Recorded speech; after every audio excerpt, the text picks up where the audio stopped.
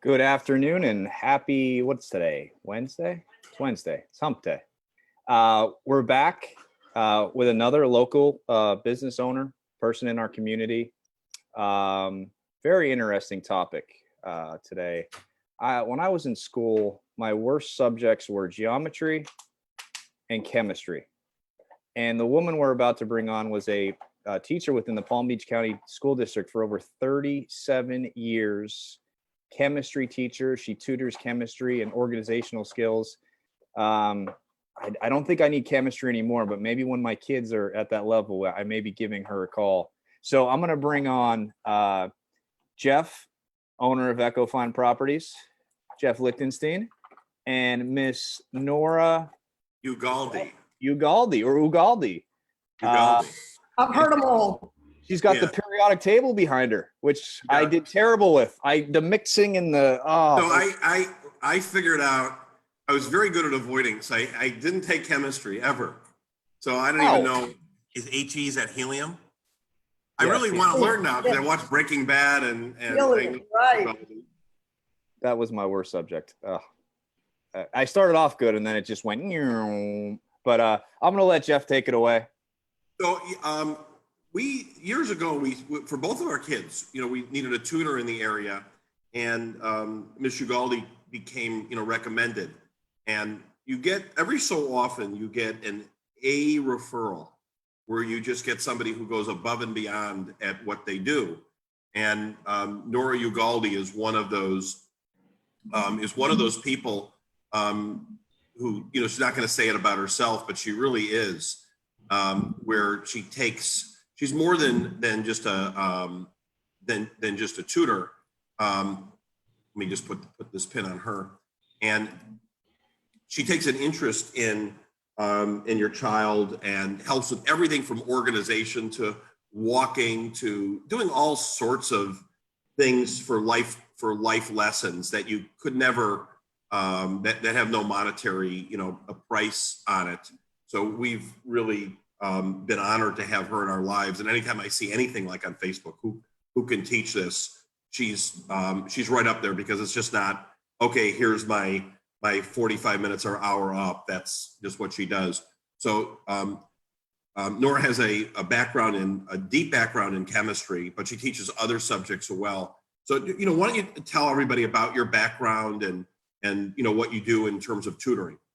All right. So very briefly, moved here from Cuba when I was 12, attended University of Florida, where I received bachelor's and master's degree, and not in education, but fell in love with education. Life sort of brought me to teaching chemistry. It's been my passion. I love it, truly love it.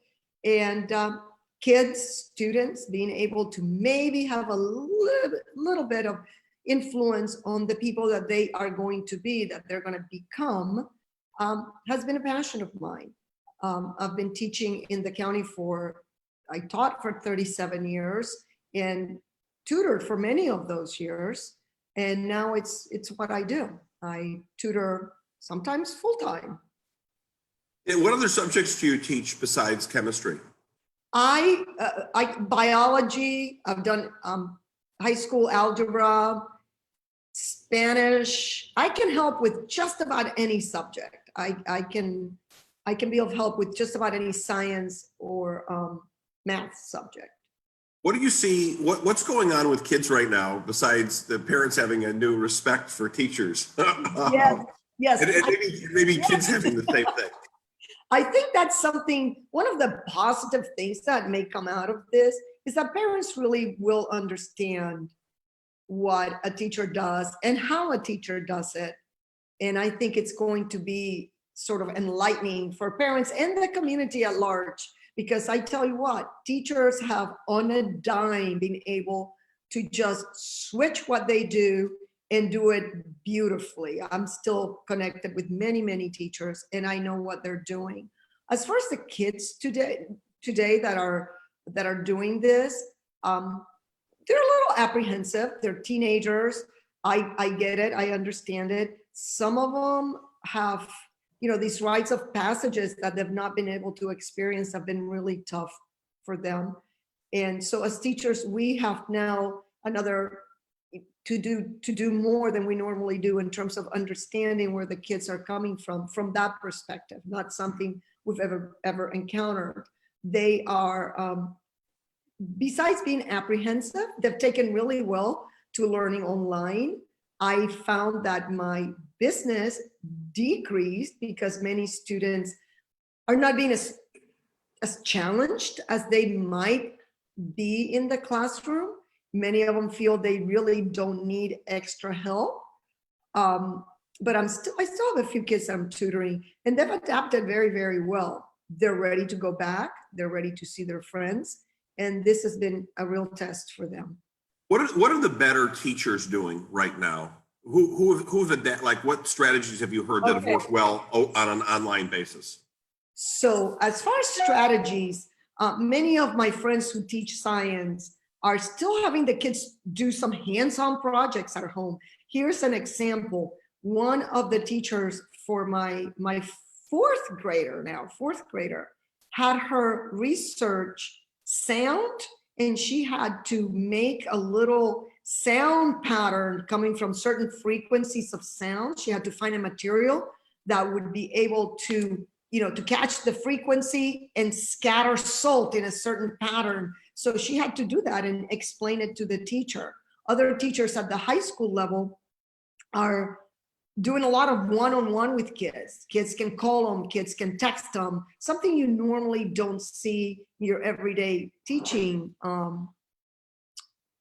situation. They're texting the students, they're working with the students, they're live like we are right now, just going out of their way to try to really reach them where they are. What you taught for, and let me flip it first for a kid. What should their approach be when they're sitting down right now and going through this? How do they get themselves organized? Because everybody's kids on a pattern. You go to school, and even a goof off is still in that same pattern. Whereas in here, you can disappear and go take the mail out or something. Not that they do, and they do. That happens. I'm working with a student right now, working to get him organized so that he can do this. So they need to have a schedule. There is no such thing as they need to have a schedule. They need to meet the teacher at the scheduled time, and they need to be able to say, from this time to this time, I'm working on my math assignment. Don't leave it for later. A lot of them can finish within the time allowed. Many students are able to finish so that by 2 or 3 o'clock, everything is done, homework is done, because teachers are allowing that. Teachers are allowing more time. So the student needs to just have a schedule set up. So this student with whom I work, we sit down once a week and we set a timeline. And so what's your homework this week? What do you have to do? What time will you do that? And that seems to work really well. What can parents do? Parents need to help the kids stay organized in terms of that timeline. Parents need to, and demand it. And there needs to be consequences if they are not online when they need to be. Many students are not online. I know one teacher who teaches chemistry who out of 110 kids maybe gets 8 or 9 kids on during the lesson. I believe that students, because of being able to Google, they feel they can do assignments without really having had that lesson from the teacher. And that may happen now, but it's not something that's going to help them later in terms of how well prepared they are to meet the demands of a college curriculum. What do you think will be if this goes into the next season? What do you think will meaning it goes into the fall? What do you think will happen in terms of how online learning is going to evolve? I believe it's going to pretty much the same thing. It's difficult that human connection, being connected to your student, being able to see them, have that smile, in your eyes, just smile for the kid or say, come see me after school. I need to chat with you. that is no longer available, that we can't do that, that the human connection is not there. I mean, you and I are connected right now, but you really can't see how I feel because, or what I'm trying to express, because it's difficult. So as far as online learning, parents and students, I think that teachers have adapted. I really do, just from what I see. Teachers have their lessons. I have a teacher who's got the lessons. They're posted. This teacher sends her kids emails every day. This is what you need to do. This is what has to be done. So I think it's going to be a lot from the parent and student side for them to buy into it, to own this. They have to own it. But I believe that if this goes much longer, fall is going to start online.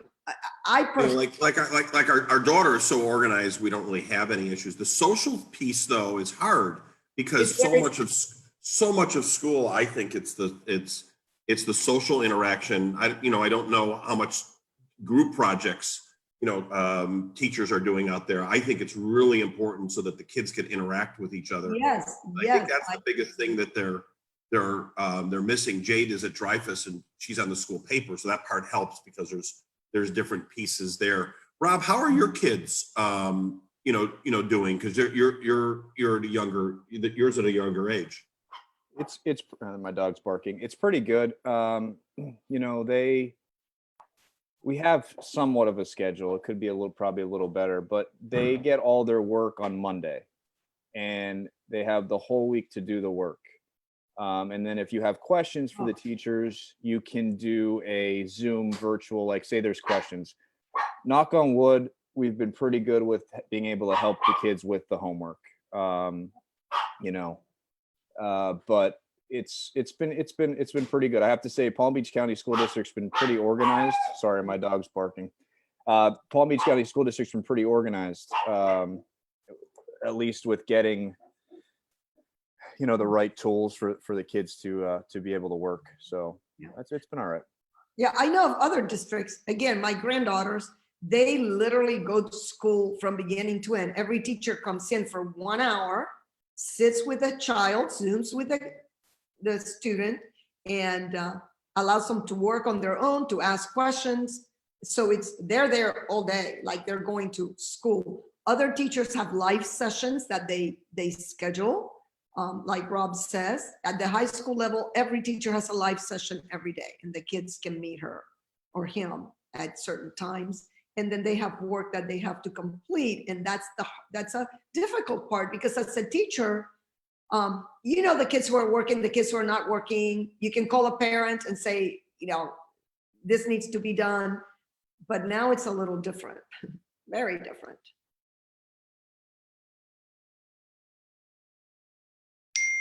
I think we lost Jeff. Is that what happened? We lost Jeff. Hold on one second. His connection must have cut out, Nora. Hold on one second. I'm going to switch the view here.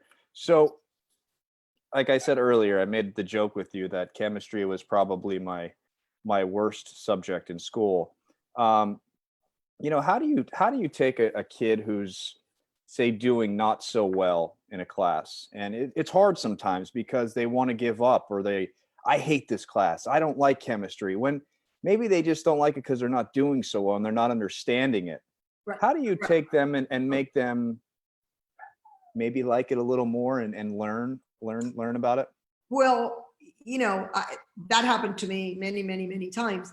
And I try to reach the student, just ask them to come in before school, come in during lunch, come in after school, and let's do this together. Let me tell you, it's not so difficult telling them, go home and do this, just little bits at a time.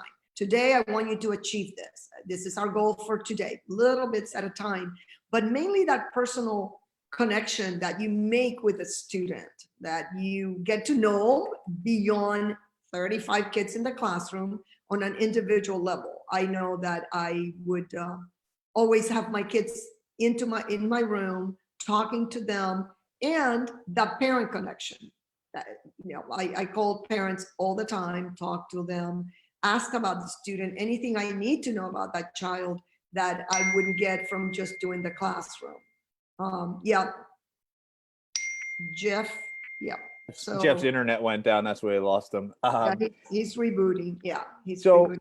so in the sense that, you know, I definitely have a more profound appreciation for teachers now, especially, you know, seeing, you know, it's not the easiest thing, especially balancing working still, like I'm doing. This is my work, It's and tough. my kids, you know, kids doing schooling, but my kids have been great. They've kind of, my older son, I'm very proud of. He's come up with his own schedule, and he That's wants to get his stuff done. So guess what? He wants to get it done. You know why? So then he has the free time to play his video games and exactly, do his other exactly, things. exactly, Um, exactly. do you see this as, you know, this virus we hope ends soon and there's a vaccine and everything gets cured and we go back to normal life, but do you see this as maybe something that more parents in the future may think about, meaning a virtual schooling instead of sending their kids to actual school? We've heard of it before. We've heard of online schooling, right? We've heard of homeschooling. Do you Yes. think that maybe some more parents may turn to that, or not really? You know, that may be happening, but I hope it doesn't happen 100%. The social aspect of schooling, that human interaction, is just as important as cranking the books and getting through a course in 6 weeks, for example. So if that's the case, if that's going to happen and parents want to do that, then choose something that may not be as important as some of the highly academic courses that they would need to go on to higher education. So maybe a mix of both, but I can't imagine someone doing this 100% and being successful for the average, you know, your average student. There's some kids who can do it because they like it, they enjoy it, but there are kids who really need that social aspect of being in school and with friends and learning from a person in front of you who cares for you, who takes the time to help you, to nurture you. So we'll see, but it's going to be interesting. Again, for those of you just joining us on Facebook, we're live with Nora Ugalde. She's a retired teacher in the Palm Beach County School District for over 37 years. She tutors chemistry, organizational skills. You know, parents might be watching right now, Nora. Some kids may be watching, hopefully, some teenagers. What tips can you give them right now during this time where they're at home and they're trying to balance, you know, home life with parents working from home, the dog's barking, like my dog was going crazy before? What kind of tips can you give to maybe the kids and the parents out there?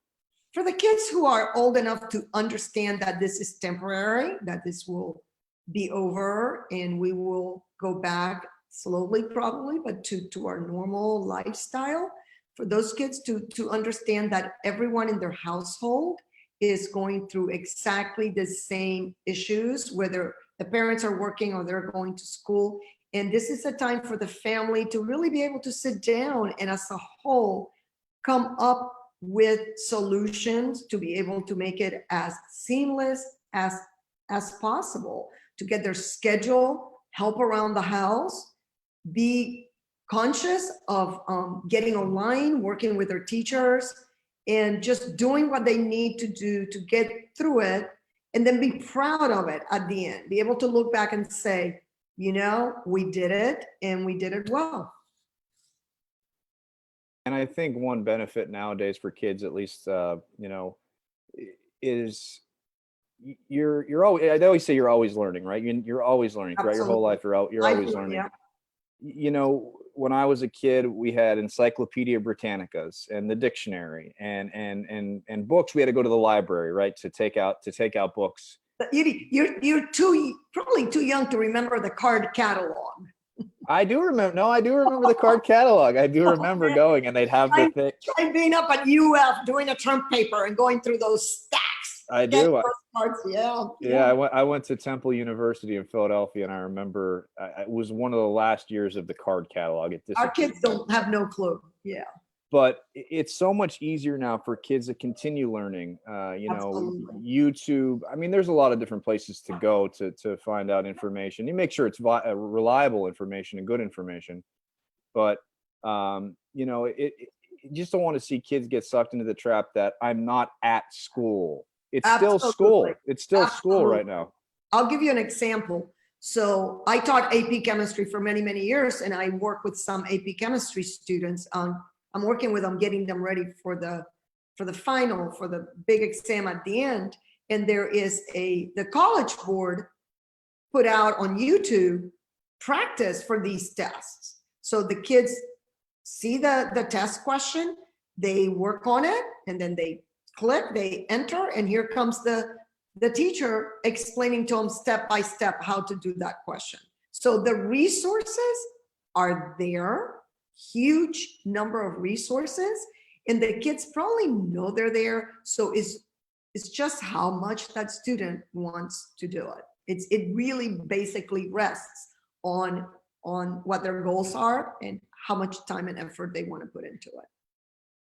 And I guess another interesting thing, and we don't really think about this, right? But you have the students who are in their senior year this year, and unfortunately, their senior year has basically been ruined. I mean, that's supposed to be one of the best times, the senior year. It breaks my heart. Such a rite of passage for them. It really breaks my heart.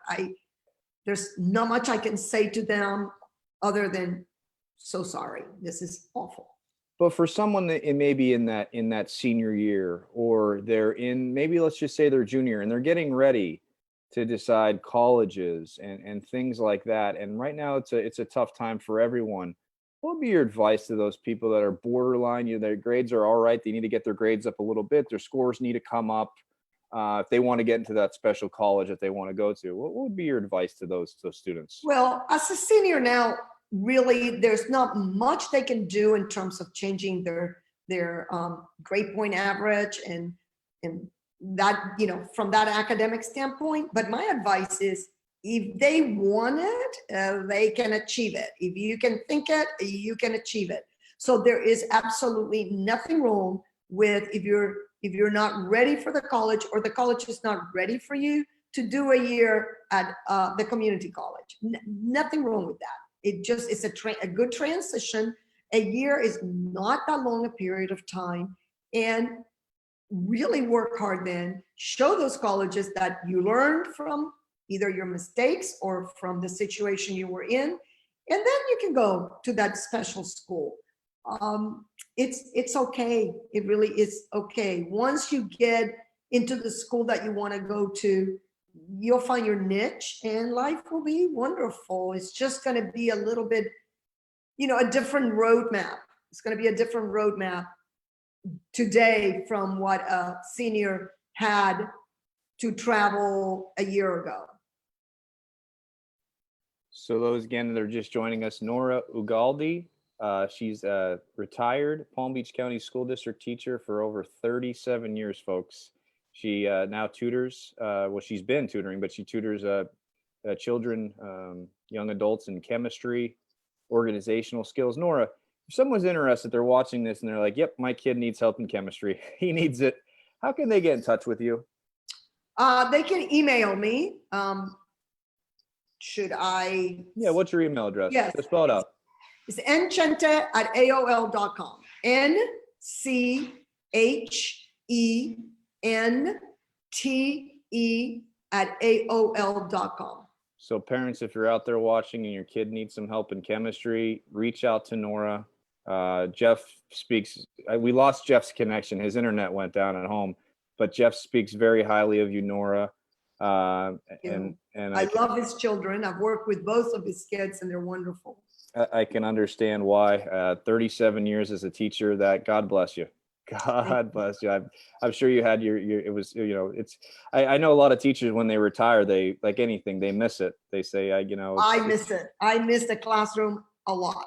And so tutoring sort of fills a little bit of that need. How did you get, what is it with chemistry? Why did you like chemistry so much? What is it with chemistry? It's funny. In high school, I didn't fall in love with chemistry in high school. It was very tough. It was difficult to understand applications. And I'm a person who likes to see how everything applies to the world around me. But then in college, I had many, many science teachers. And agriculture. I also did ornamental horticulture. So the science and nature both sort of blend in together with me. And chemistry can explain how things work at, at the level of, you see something burning. Why is that happening? Why, when I drive out to the glades, I look sometimes in the summertime in that rich muck, there's some little fires coming out of the muck. Why does that happen? So questions like that, which is what I really want my students to be able to feel, that passion for asking questions. Why? How do you explain that natural occurrence that you see in terms of how the atoms are connected, how everything comes together? I find it fascinating. And it's amazing at a time that we're living in now with science and all that together. I mean, they're trying to find the vaccine, so I'm sure they're mixing different things and seeing what works and what doesn't work, and test trials and test runs and yes. I was reading. I mean, I've been keeping up with it, and every other day I come up with this fantastic lesson plan. I could teach a whole year probably just based on different concepts that come out of this coronavirus journey. It's amazing. It's going to be good for science teachers to find great resources and great lessons to share with their students, especially since their students have experienced it themselves. We can talk about the 1918 virus, the Spanish flu and the kids, but this is something they've gone through. I think they'll be more interested. No, I agree. I agree with that. Scientific aspect of it. One last message before we get off here. What would be your message to the kids right now? Like I said, the kids out there that are watching, and what's your message to them right now? Grit and guts, and just stick to your plan. Set a goal. If a week is too long, set a day. If a day is too long, set 1 hour, but just stick to it, because we'll get out of this and it will be okay. Again, Nora Ugalde, she's a retired Palm Beach County teacher for over 37 years, chemistry tutor, organizational tutor. Chemistry, I remember my one favorite thing I used to like to do was the baking soda with the vinegar, and then it comes up and it creates the volcano. I mean, that was the best I could do. So Rob, if you want some fun things to do with your kids, all you have to do is call me. I've got some fun things to do with little ones that you've got at your household right now. That's you know what? Now that you said that, that's an interesting thing. I'm going to talk to Jeff about that, because maybe we can bring you back on maybe next week sometime, and we can do a few. No, I'm serious. Maybe we could do a few little chemistry, tests for kids, because my kids love making slime. They've done the slime thing where they made the slime. There's some fun things they can do around the house that is easy to do. Things that are easy to do that kids have. Like, I taught some little kids about what washing your hands. How does that work? Why does the soap good? And they loved it. And it was like a 2-second, stick your finger in pepper and water, and you come out and all the pepper's there. But if you put soap on there, the pepper swims out of the way. And the little ones, I don't have germs in my hands. Yeah. So it's all, it's fun. It's fun. My kids also did the, you take the soda and they put the Mentos in it, and yes. It goes crazy. I did that with my high school kids, but they had to actually graph it and do a little bit more applications with it, but they loved it. We went outside and it was fun. Yeah. It is. Chemistry is an interesting subject. And Nora, I just want to thank you for joining us today, and for all your service over the years to the kids and of our community. 37 years is a long time as a teacher, a long time. It was well worth it. I loved it. Thank you so much for doing this. I appreciate 37 years, and she only looks like she's 40. So look at that. I mean, look at that. Right? I started when I was 12. See, so I want to thank you again for joining us today. For anyone who is looking for that perfect tutor for chemistry, for organizational skills, contact Nora. Nora, I'm going to have you give your email address one more time. Spell it out for the folks out there. Is nchente@aol.com. And we also have it in the verbiage above the post here where you guys are watching the video. So contact Nora if your kid needs some help, and she can get them on the right track. So Nora, I want to thank you again for your service, and thanks for joining us today. Fun. Thank you. I appreciate it. And maybe we'll bring you back on next week for some fun. I'm going to talk to Jeff. I think that'd be fun. We'll make some volcanoes and we'll do the cool stuff. All right. Sounds All good. right. Thanks so much. Take care. Bye-bye. Bye-bye. Have a good afternoon, everyone.